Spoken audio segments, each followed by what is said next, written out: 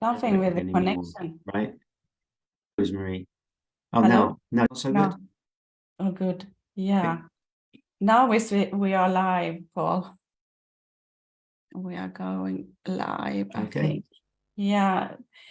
I'm so happy to have you here, Paul, in Guidance by Heart. And so nice you said yes to this invitation.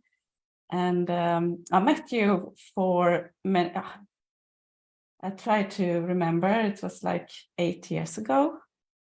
And I was really in a phase where I had my daughter, which is 8 today, and running my company and juggling family life, and was really, really exhausted, but really want deep in my heart to contribute to people.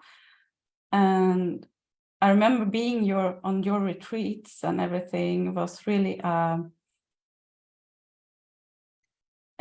deep connection to myself and really be in rest, as you say. I'm so happy you are here, and it was so funny because we started this conversation just 10 minutes ago, and I really calmed down because I was like this in my field, and that's what actually, yeah. Tell a little bit about yourself, Paul, and what you do in the meetings in stillness, and yeah. Thank you. Well, I mean, I've been holding these meetings in stillness now for maybe 12 or 13 years. And they started off as just small gatherings in my house. I'd done a lot of traveling. I've been in India a lot, and I've been around spirituality all my life, really. But I started holding my own meetings about 12 or 13 years ago. And yeah, it started off with a few people coming and sitting at my house every Wednesday evening, just be 3 or 4 of us. And, you know, we'd sit together, we'd meditate, we'd talk, we'd explore, you know, what it meant to live a spiritually congruent life, what it meant to be authentic and real and really live from the core of our being. And yeah, since that time, I've sort of traveled quite a lot. I've had, you know, been to Sweden many, many times, spent a lot of time in Sweden, spent a lot of time in Spain, Norway. And yeah, I've been holding these gatherings ever since, really. Yeah. Yeah, and yeah, that's and you have a very special story as well. I remember I took a glance at your website here too as well, when you have been many years with monks and everything, but you kind of because people are talking about meditation, but for me, when I came to your retreats and have it kind of get so much deeper, but even more natural, because it could be a thing to meditate, you know. So what are your thoughts on that?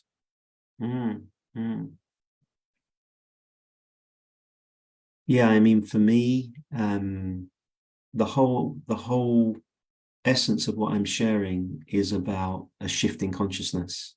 It's about knowing who we are, you know, deeper than just the kind of the persona, or because the persona can also meditate, the persona can also do all of these spiritual things. But really what I'm sharing and what I'm inviting is a deeper introspection, a deeper inquiry into the core of our being. And our being is that which is deeper than the persona. And, you know, through inquiry, through introspection, there can be the realization that our kind of persona is more like a surface. It's like the surface clothes that we're wearing. You know, the conditioned self is just like the surface clothes that we're wearing, but it does not define us. And as far as I can see, the people who have had very deep shifts in themselves, they've all come to know themselves in a different way. They've come to know themselves as the being in which their humanness is arising, rather than, the other way around. So that shift is to shift from sort of personal identity into the recognition that there is also this deep sense of being within us. Being is stable. Being is non-divided.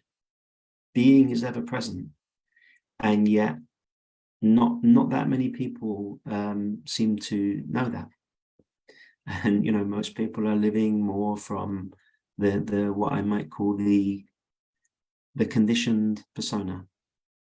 And I love that, like the distinction between being and human, and being from embracing the humanness in yourself, allowing to be human. Like I know you put the words so much greater in that way, but I think you know what I mean. I just so relieving to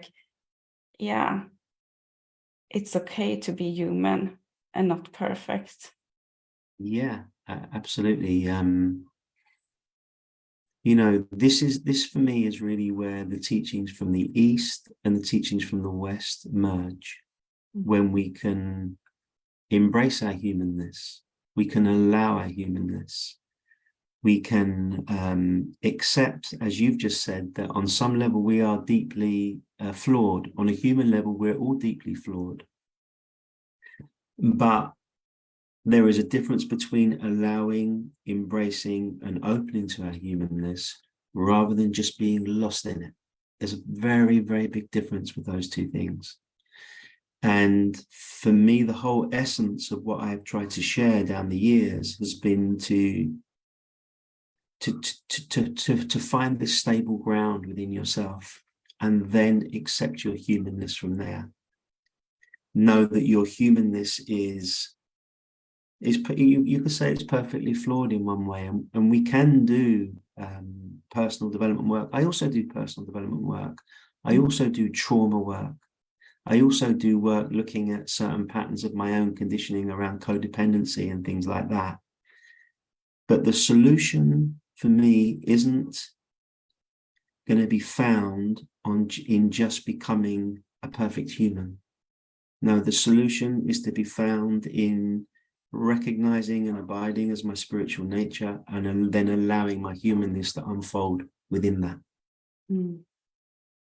In that beautiful like allowing space, it's coming to me like those and one word I love you said, and I really think, as I'm a Swedish person as well, it's so nice that you speak so in a slow way and very, because when you do that, it's just coming into your body in a very different way. And I can feel that. I think you who listen can really feel that too. And you are also talking about the natural state, and it's a word like I feel like that's Paul, the natural state as a human being. I love this expression about the natural state, because for me the natural state is, what it says. It's just what we naturally are, and yet so much of the time we are kind of overlaying that or trying to sort of improve on that or make that better. But actually there is this kind of state which underlies every other state, which is just here by itself. And the more we can be in conscious alignment with that, and the more that we can just kind of rest, I'm always encouraging people, get a sense of what it is to rest in being, what it is to rest in the natural state. And that state isn't it's not a high state. A lot of people are looking for really high experiences, it's not a low state either. It's a natural state. And for me, within that natural state, there is just a deep sense of peace and congruency and realness. This is one of the things that I really try to embody. Just be real, just be yourself, just be oneself, without trying to become something extra all the time. And I use the word God, and not everybody likes that word, but I use it because for me, I see that the way God, I'll use the word God, has made us all, there's a kind of perfection within that. There's a perfection in it, just accepting who we are on a really deep human level and saying, this is how I was made. And if I'm not honoring that, then on some level, I'm dividing myself. On some level, I'm turning away from the great creation that I am. And, for many of us, we have been conditioned out of our natural self. We've been conditioned to, not be able to have certain emotions or certain feelings. We've been conditioned to be a certain way. And for me, spirituality is to begin to kind of clear that conditioning, so that you can just come back and rest as you are. Just be as you are. What does it mean to be as you are? Just rest in your natural state. That's beautiful. That's it's like I said, beyond words. Because I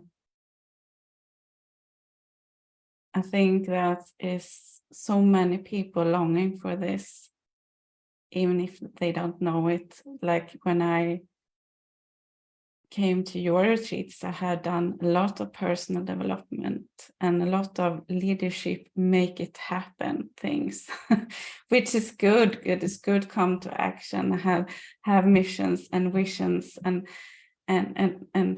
but being on a, even if I did meditations, coming from a stressful place, we have a stressful society, the way we are living, and coming into your space with all these people and like being together heart to heart, and even not talk to each other, which I thought was really nice, because I have been this person before I came, like I felt like I needed to be this social person, and I actually realized I kind of quite introverted. I have lonely times on my mountain here in the woods and just be with myself and nature, and that was your great inspire, and that's why I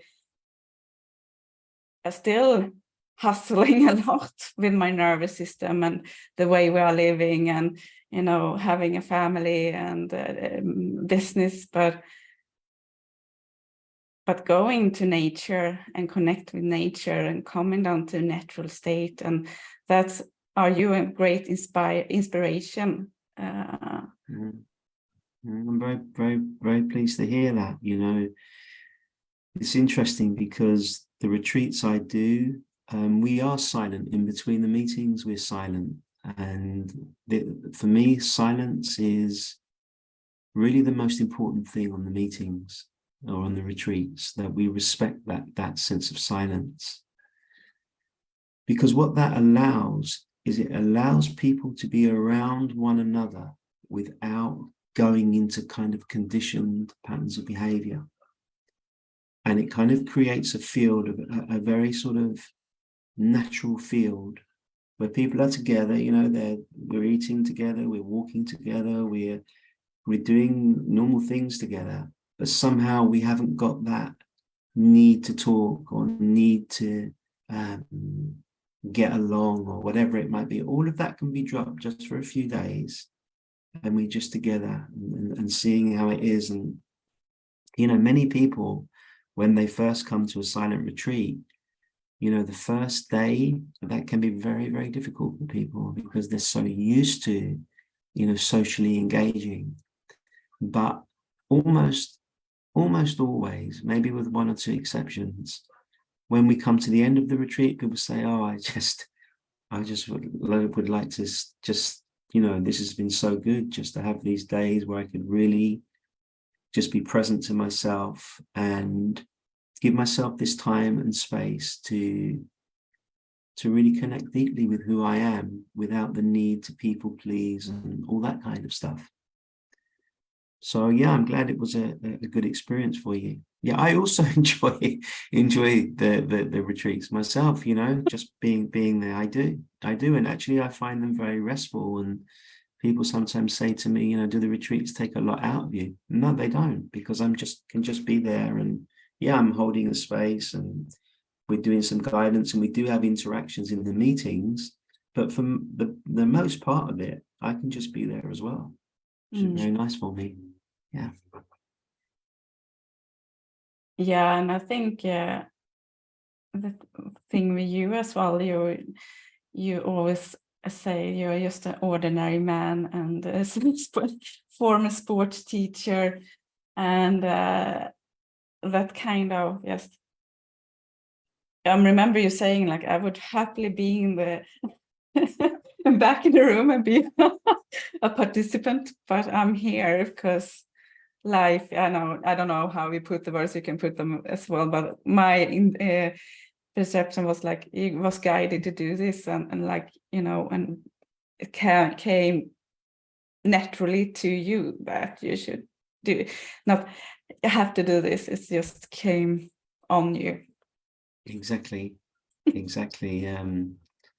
Yeah, many times. I mean, even recently I was holding a meeting, I don't remember where it was, maybe it was at a festival or something like that, and what I do before a meeting is I sit in the audience. I sit in the audience with everybody. So there are a lot of people there, maybe 100 or more people there. And I'm just sitting there. So there's some music on and there's chairs up the front, and I'm sitting in the audience with everybody else.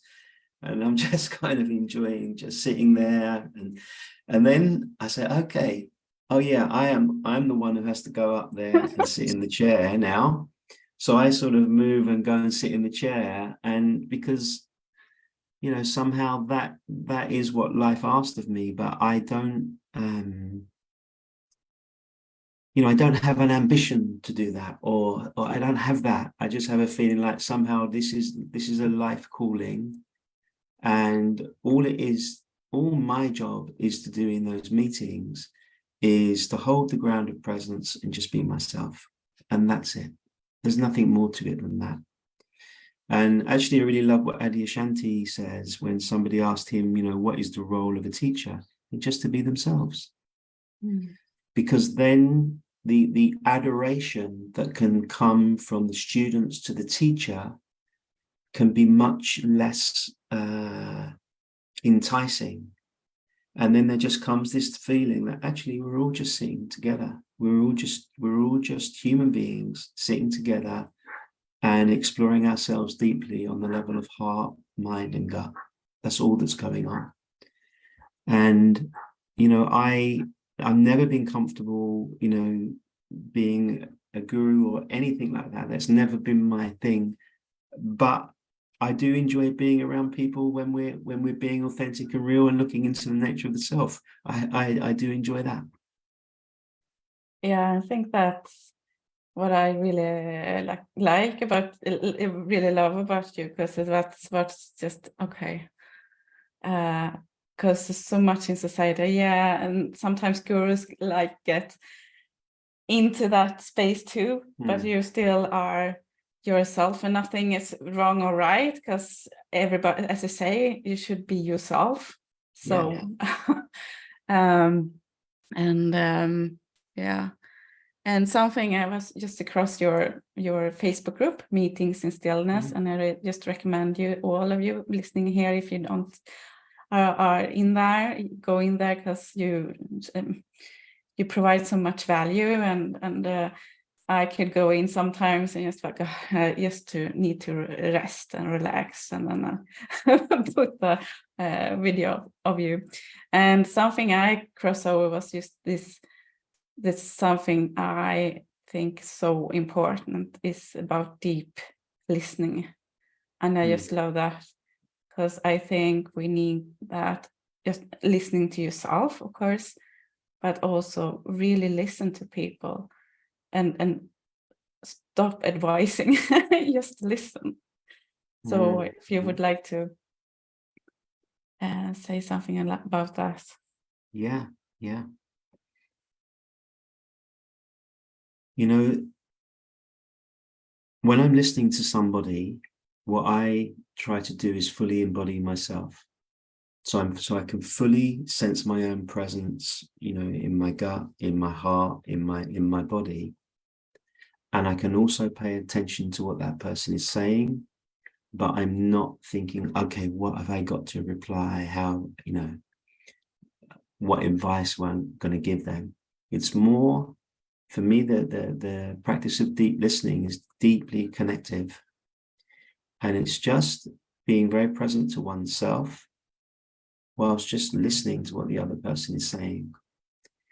And there's something in that that creates another field. It's like if you're really listening deeply to what somebody else is saying, then that is almost like a portal into being, because there's nothing to think about, there's nothing to work out. It's like you're just sitting alongside somebody, and for me, it's quite meditative to just listen to somebody and to just trust that if any words are going to come out of that interaction, then somehow they're going to come from a deeper place, rather than listening to somebody and sort of,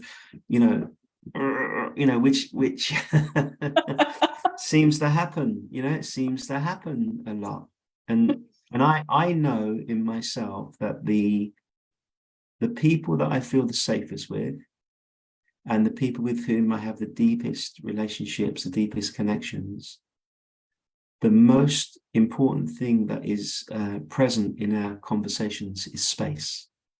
There's a lot of space in the conversation.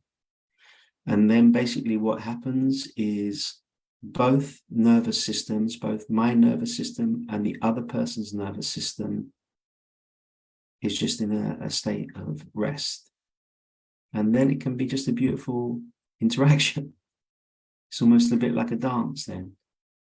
But if, both people's nervous systems are really triggered and, then that's a very different equation, and it's going to create a very different outcome. So, yeah, space and pace are really important in conscious conversations. And I'm not saying you have to go slow. You just go at the pace that is congruent for you. And I'm aware that my pace is much slower than a lot of people's. I get that. If I go into a place, I feel that it's much faster than what I am. And yet somehow it's my responsibility to not abandon myself and get into the pace of that, but rather say, okay, I know that is the pace that everything is going, but it doesn't actually support anybody for me to abandon myself and get into that stressful state either. Who does that benefit? You mentioned I used to be a school teacher, and sometimes now I go into schools and do some pastoral work or some sort of personal development work in schools. And I go into schools and the pace of schools is just 100 miles an hour. There are so many things going on at once. And I don't know who benefits from that.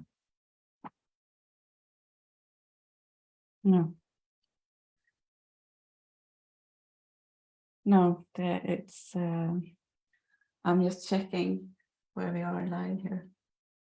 So I'll see if you have any, but I can't find us. Let's see, hopefully we are in the right group. Yeah, okay. There we go.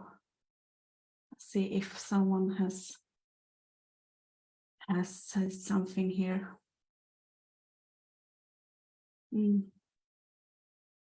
This technical stuff get you Where on your where are you, nerves. where have you gone?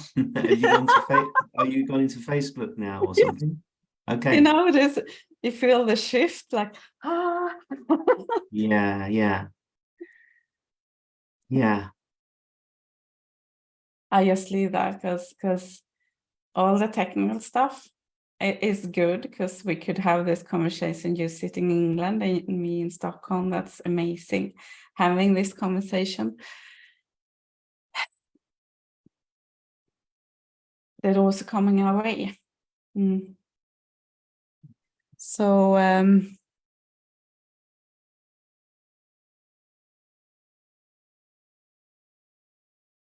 I was thinking, because I would like to say, because I mean, your Facebook group is so valuable, Meetings in Stillness. I can put the link to that group. And have you got any retreats planned or something? At the moment, I don't have any retreats planned. I am planning to come to Sweden next spring, but nothing is planned yet. But I do have online groups and online meetings. I have a monthly online meeting. That was actually last night, which is open for anybody. And I have something called a focus group, where we meet every single week as a group to meditate, to explore, and to just support one another in what it is to live a conscious, awake life. And it's interesting because when I had my own spiritual awakening about over 20 years ago, 21 years ago, there was nobody around who I could really connect with on that level. And even though I was heavily involved with Buddhism and I'd lived in a Buddhist community for some time, nobody really understood what had happened, what was happening for me. And so I felt very alone with that. So one of the things that I really think is valuable is for people to have, friendship on this path, on this non-duality path, on this path of living from one's being, because it's quite rare, actually. Sometimes I think it's not rare because I'm around it all the time, and yet it is quite rare. It is quite rare that most people on this path, they maybe only know one or two people who have got a similar living in a similar way. So I find it important to bring people together so that people can connect on that level. Yeah, and those meetings, like I could say the nervous system is going, and as I say, to be around people that are in the same path, which is, you could be very lonely. It feels very lonely. Could maybe be like the black sheep in the family, and that kind of thing. You mentioned earlier on about meditation, and you've just given that analogy of the nervous system really coming down. And I just want to speak about another aspect of this teaching, which is really very much about inquiry. It's about inquiry. And it's about recognizing that everything that's happening, whether the nervous system is coming down, whether we're having a good meditation or a bad meditation, whether we're having a good day or a bad day, that there is something inside us which is consciously aware of everything that happens. Like there's always, the witnessing consciousness is always taking place. And this recognition, this realization opens up quite a profound introspection into what is that. So most people, if I said to most people, are you aware of everything that's taking place for you? Most people would say, yeah, I'm aware. And then the introspection is to begin to find out, okay, what is aware? What is aware of everything else that's taking place? And when we begin to look for that, some people may say, well, that is like an energy, or that is an image or something. But whatever people say about that, if that thing has any kind of form or substance or location, there must be something else which also sees that. So this inquiry kind of pushes us back on ourselves until the realization comes that there is something that is choicelessly functioning within me. It's aware 24/7, all the time. It doesn't need me to be aware. It's already happening. And that must be what I am at my core, because everything else is changing in front of that, yet that never changes. So there are these different levels, if you like, of consciousness, our humanness, our being, and the witnessing consciousness. And somehow there's within this approach, there is a kind of acceptance and inclusion of all of these things, and they become an exploration of who we are. I remember you say, being the observer of the observer. Yeah. Yeah. Being the observer of the observer. Yeah, what does it mean?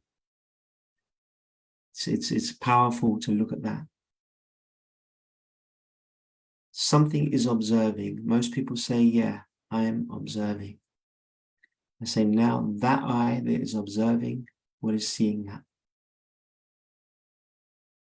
And no answer will suffice. No intellectual answer will suffice.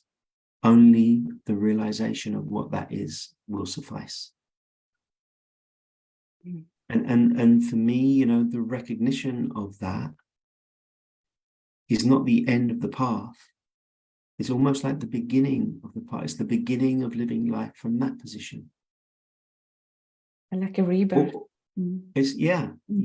All it is really is, it's the end then of the seeker. You're no longer a seeker anymore, because you found your core nature, your true nature.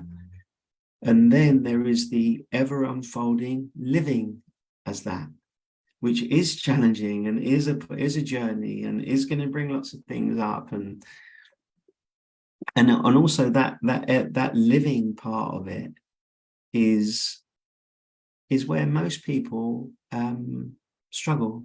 That's where most people struggle, and it's where, you know, it's where the rubber hits the road. It's where life unfolds. For me, you don't need to go to an ashram. You don't need to go to a monastery. You don't need to do those things. If you've got a really deep calling to live as truth, then just life itself will be that for you. Whether that's your relationships, your job, you know, your health, your financial situation, your home, whatever it is, life will constantly give us these challenges. Life is always going to keep putting a mirror up in front of us and asking us, you know, are you dealing with this consciously or unconsciously? Are you dealing with this from a place of truth, or are you going into victim? You know, life will always be like this all the time. Yeah, the human journey. Yeah. Yeah, it's hilarious to laugh about it, because that's so relieving. Or just have a big cry or get angry. All the emotions are welcome. Yeah. And I'm just curious, what is the most common questions you get? Like you. The most common question I get is, how can I keep this state?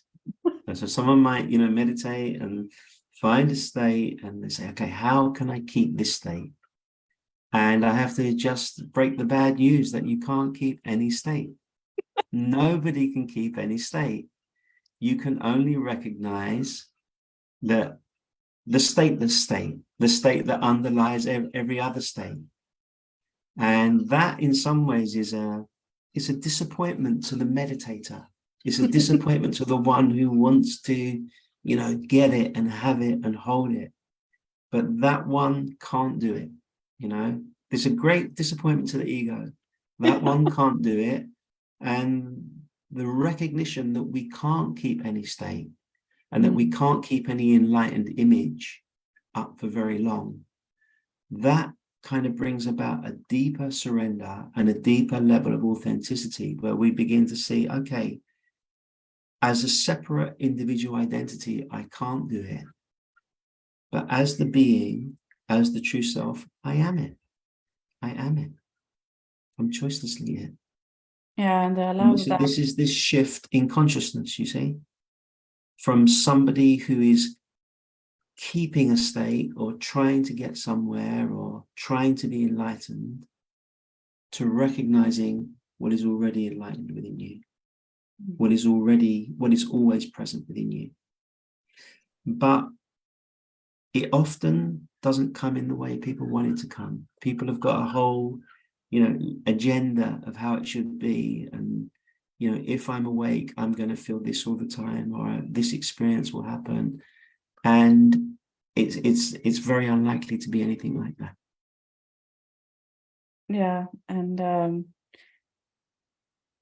it could sometimes be harder in a way, like the ego gets harder on you because you get conscious about so many things. So and I really like that too, because many of us live very busy lives, and your approach to it is like you can be in rest even in the busiest times. That's something I actually, even if you're cooking food and running a call and someone is yelling, you can choose to be in that natural state, whatever you are in life. Yeah. So much of this is just catching ourselves when we go unconscious. It's like catching, look, again, I put this thing in front of my own peace or my own sanity. I put something else in front of it. You spoke about the Facebook group, and I think just yesterday or the day before, I just put a post of, what are you putting in front of God? Like, because whatever we put in front of God, that is what is going to cause us harm, you see? That is what is going to hurt us. But if we put God first, and when I say God, I'm just referring to our natural state. If we just put our natural state first, that's our priority, then we don't put other things in front of it. Then we're less likely to go into division. We're less likely to go into states that are not good for us, actually. They're not good for us. But I just also want to just mention one thing now, because you brought up a really great point, Marie. When we have a deep seeing about who we truly are, when that deep seeing comes, you're absolutely right that deep seeing may also bring up a lot of other things that have been dormant, things that have been unconscious, things that have been hidden. So it can simultaneously be possible to have an awakening and also all of this other stuff arise. It's very common. And if that happens, nothing is wrong. We just need some sort of support and reassurance as we move through these things. And as we make what was previously unconscious conscious, that is what is going on. And that is where this journey of embodiment, if you like, so there's the realization of the self, there's the realization of the being, and there is this kind of embodiment on a very human level, which often can be quite a challenging process. It can be. There's no getting away from that. And that's very challenging to a kind of spiritual idea that, oh, you know, when I wake up, it's just all going to be, you know, honey and rainbows forever, you know. So it's very that certainly hasn't been my experience. And I usually say being more alive. Be present to life itself, like, yeah, but it's not comfortable. No, it's no. It can bring things up. And you know, I remember one time there was this lady who she said she was, you know, the spiritual teacher Gangaji. Do you know her? She's quite a famous spiritual teacher in America. And then this lady said, "Oh, I would like to bring one of my friends along to one of your weekends, you know, and like sit together." And she said, "Well, only bring her along if she's got a real desire for truth, because otherwise, you know, spirituality can be really confronting in one way, because we can no longer kind of believe our own bullshit, right? We can't do that anymore. But that those curtains get opened, and then we have to just be very real with ourselves and own our stuff. So, and yet, as far as I can see, what else is there? What else is this life about if it's not about growth and development and being all that we're meant to be? What else is there?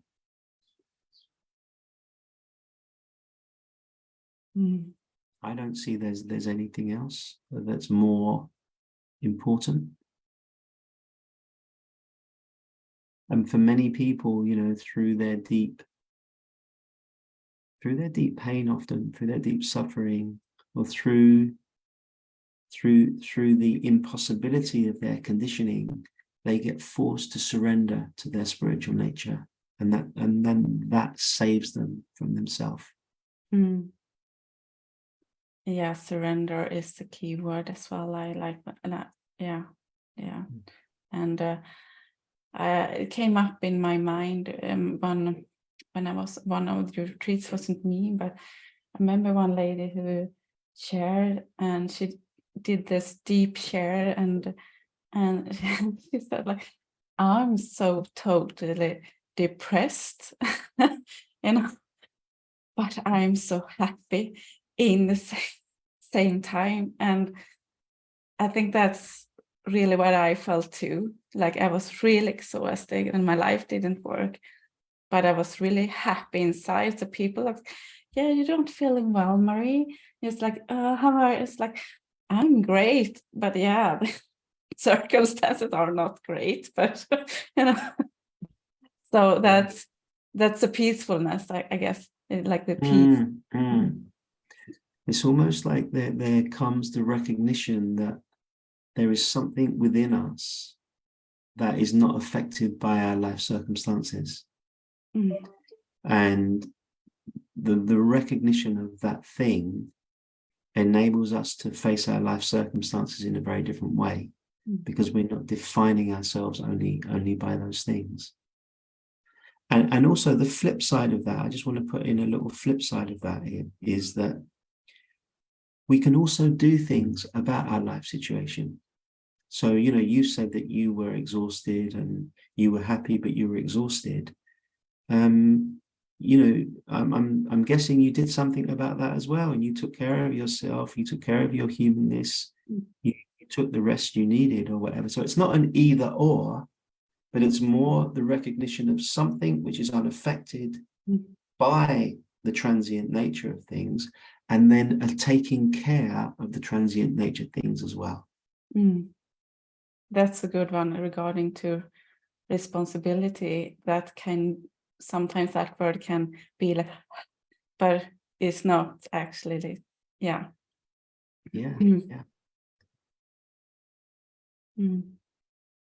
Yet for me, full responsibility for my internal state is also congruent with the recognition of being.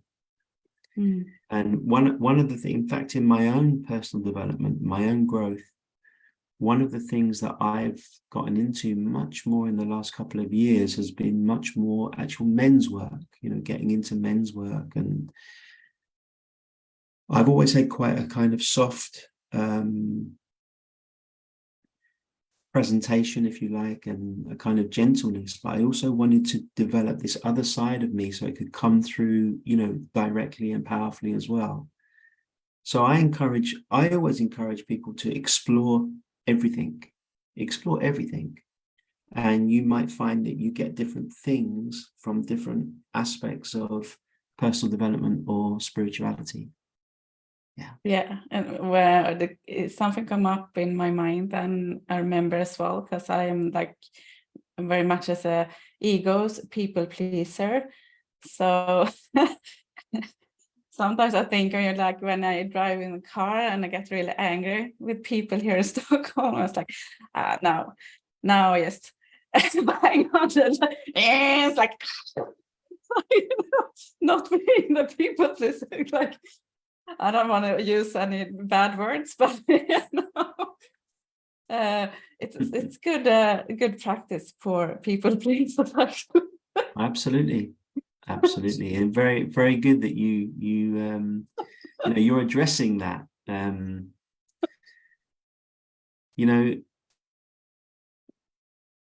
It's interesting in one way. What you're speaking about there is basically getting in touch with your anger and getting in touch with your boundaries. And, there are really healthy ways of doing that as well, where we can really find ways of releasing those strong energies within us, which actually enable us to get into the body and really, get out the rage and get out the anger, or get out the sadness, or get out the whatever it is that we had to deny and repress, and however we had to adjust ourselves so that we can begin to live more freely.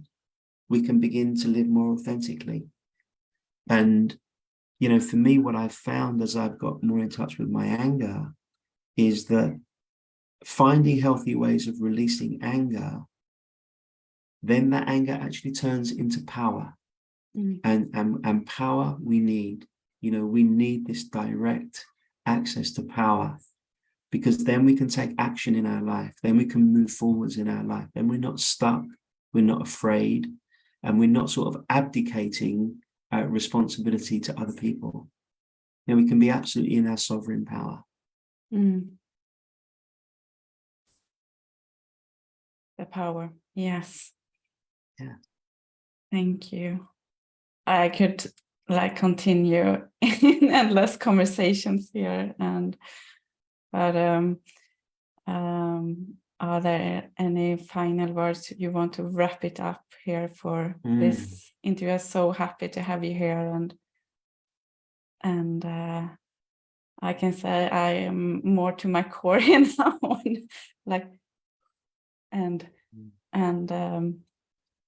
what would you like to? Is something else you want? Yeah, I think what I would like to do is just end with just maybe 30 seconds or a minute of silence together. I think we could just, even though say a few words, but just to finish. For me, it's always beautiful just to finish like that. Yeah. So I don't know if that's okay with you. Yeah, it is. Yeah. So yeah, let's just take a minute together to allow everything that's been shared in this conversation, if it's been helpful or not, just to leave that for a moment now.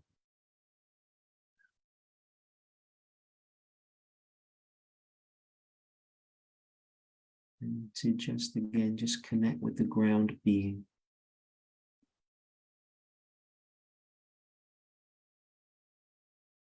Stable presence within.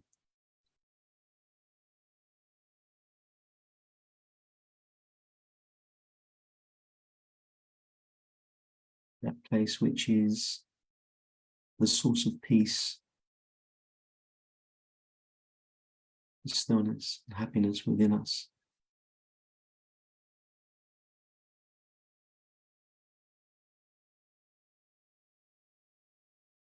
I'll just invite you, Marie, and anybody who's listening, will just take a minute or so in silence. to just bring this to an end.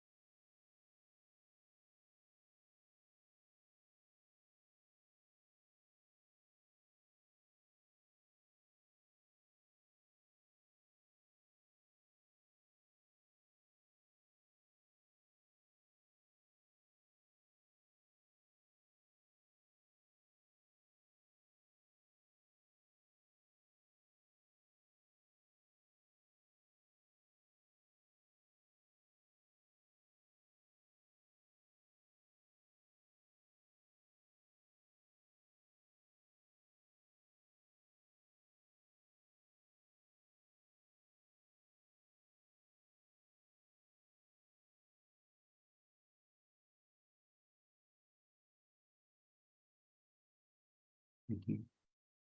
Thank you. Mm.